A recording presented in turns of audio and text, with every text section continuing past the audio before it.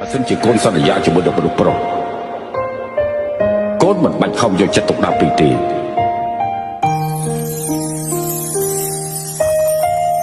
អ្វីដែលមនុស្សប្រុសសន្យាជាមួយនឹងមនុស្សស្រីគេមិនទុកក្នុងចិត្តទេថ្ងៃណាមួយគេអាចបំពេញចោលក៏ថាបានសារតែជាមនុស្សប្រុសដែរដូចជា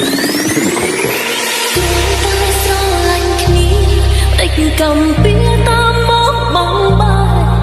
ត្រូវខិនใจបងហើយនឹងអូនត្រូវគ្នាបើសិនជាកូនសន្យាជាមួយនឹងមនុស្សប្រុស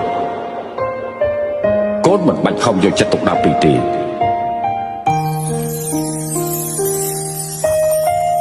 អ្វីដែលមនុស្សប្រុសសន្យាជាមួយនឹងមនុស្សស្រីគេមិនទុកក្នុងចិត្តទេថ្ងៃណាមួយគេអាចបំពេញចោលក៏ថាបានសារតែជាមនុស្សប្រុសដែរដូចជា